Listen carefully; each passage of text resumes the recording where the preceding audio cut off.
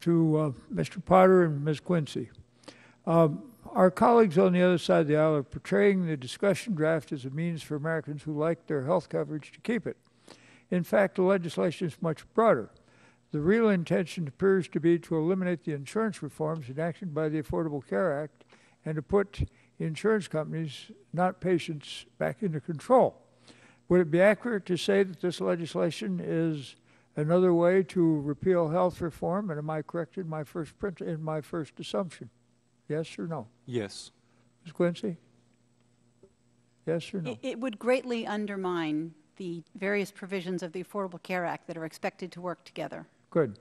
Now, does the legislation that we're discussing here allow patients to keep their insurance if they like it, as claimed by my Republican colleagues, or are the insurers really in charge of being allowed to cut benefits, increase cost sharing, and make other changes, which is the case?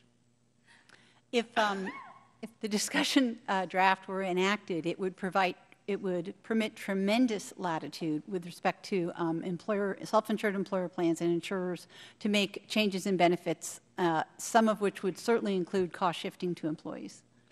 Mr. Potter? Absolutely. As I said in my testimony, if you pass the repeal of the grandfathering, you can absolutely guarantee that people who have coverage now, their coverage will change significantly in the near future, if not the long term. Now, as I understand this, what we're essentially doing is setting up two categories of insurance carriers. The first category would be those who are grandfathered. The grandfathered plans would be able to do most anything they want and achieve strong competitive advantage over the latecomers who would not have that privilege. Am I correct? Yes. Is that right, Ms. Quincy? Yes, there's certainly. And that would lead then to very significant advantages to the first category and a strong discouragement to the second category going into this business. Is that right? Well, my greatest fear would be the segmentation of risk, since two different insurance markets exist side by side. I think that's the greatest danger. And you would tend to see all the bad business being shoved into the second category that weren't grandfathered. Is that right? Yes, yes, unless you yes. are. All right. Yes, you're correct. Now, if you've got a plan that is grandfathered, it would be able then to charge lower prices for its product and give less benefits at the same time. Isn't that right? Yes. Yes. Okay. Got another question? Let's raise one of the more problematic issues with this legislation.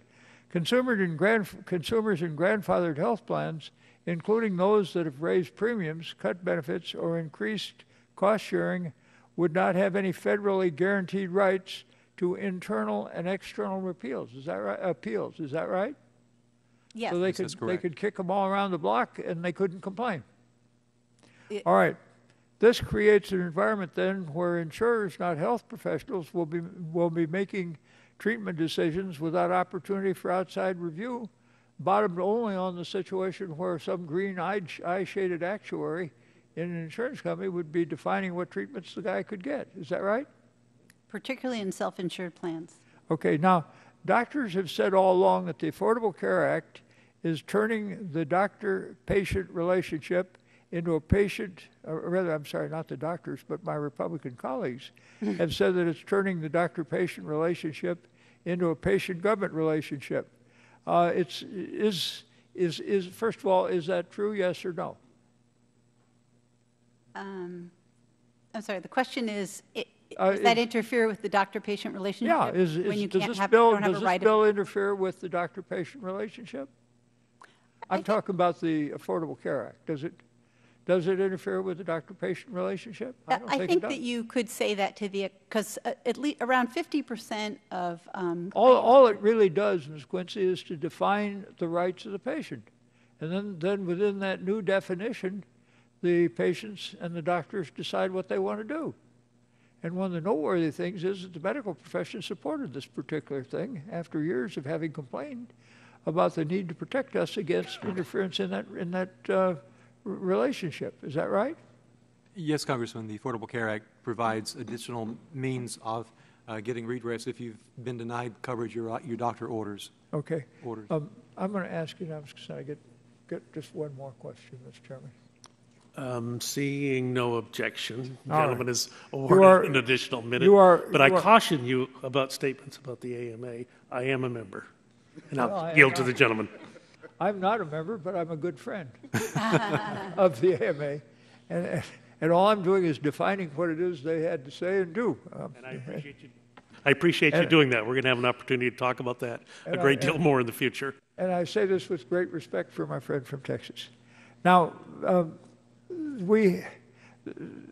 what I want to know is it important that we give guaranteed internal and external appeals rights to the patients who would have benefits under a plan and were being treated in a way they didn't like by the insurance company? It's critically important. A GAO report shows that at roughly 50% of coverage decisions that are disputed using the appeals process are reversed. So that means a mistake was made by the insurance company. So it's critically important, right? It is. Mr. Potter? It is, and it's an essential benefit of the Patients' Bill of Rights that was that Congress considered many years ago, and it's about time that Congress enacted it. Mr. Chairman, I thank you for your kindness. Thank the Chairman Emeritus.